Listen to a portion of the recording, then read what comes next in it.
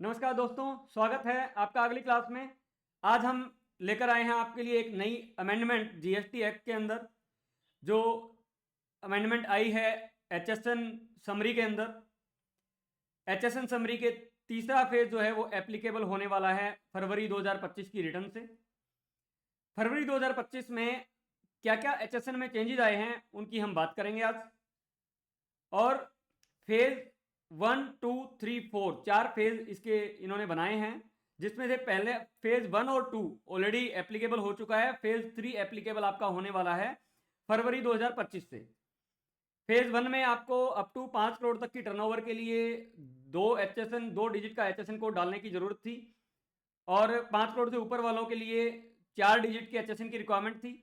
Phase 2 आया तो वहां पे आपका 4 digit HSN code up to 5 crore था, और 5 करोड़ से ऊपर वालों के लिए 6 डिजिट का एचएसएन कोड डालना मैंडेटरी था।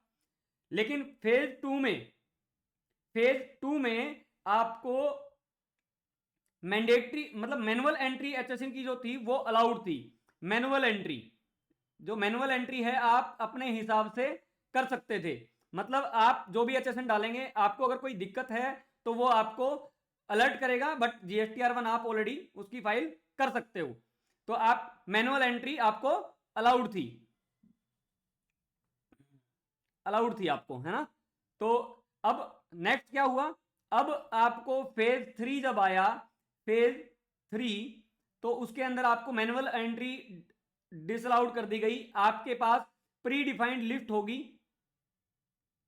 प्री डिफाइंड लिस्ट आएगी एचएसएन की, और उसी एचएसएन से आपको एचएसएन सेलेक्ट करने पड़ेंगे। टेबल 12 जिसके अंदर आप एचएसएन रिपोर्टेड करते हैं, टेबल नंबर 12 जिसके अंदर एचएसएन रिपोर्ट करते हैं, इसके अंदर आपको दो टेबल मिलेगी।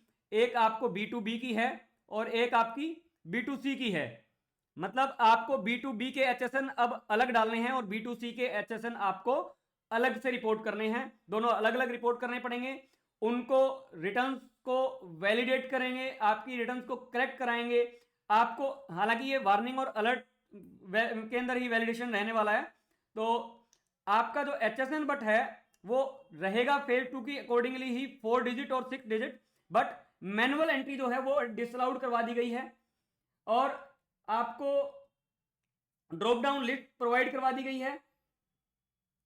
आपको टेबल्स अलग अलग मिल जाएंगी, एक्यूरेसी के लिए वार्निंग मिल जाएंगी, और टेबल 12 जो है B2B और B2C की जो अलग अलग आपके एचएसएन कोड की जो लिस्ट जा रही है B2B और B2C की, वो GSTR1 की आपकी जो अलग अलग टेबल्स हैं उनसे वैलिडेट करेगा। वो ध्यान रखने, वैलिडेट करेगा। अब आप मैनुअल तो आप डाल ही नहीं सकते। मैनुअल आपको डालने की, एचएसएन कोड डालने की इजाजत ही नहीं मिलेगी। अब जैसे आपको अगर हम एचएसएन के अंदर क्वांटिटी डालते हैं तो यूकेओसी यूज होती है।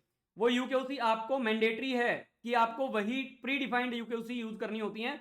अगर आप प्री डिफाइंड यूज नहीं करते तो वो आपको एरर शो करता है। ऐसे ही आपको ये, अगर प्री डिफाइंड आपने यूज नहीं किया तो एचएसएन कोई भी और आप डालेंगे तो वो आपको एंटर नहीं करने देगा। प्लस जो एचएसएन आप डालेंगे उस एचएसएन वाइज आपको प्री डिफाइंड डिस्क्रिप्शन भी मिलने वाली है। ऑलरेडी फाइल डिस्क्रिप्शन मिलेगी। तो आज की क्लास में इतना ही। उम्मीद करता हूं ये अमेंडमेंट आपके लिए काम की होगी। तो धन्यवाद, मिलते हैं अगली क्लास में।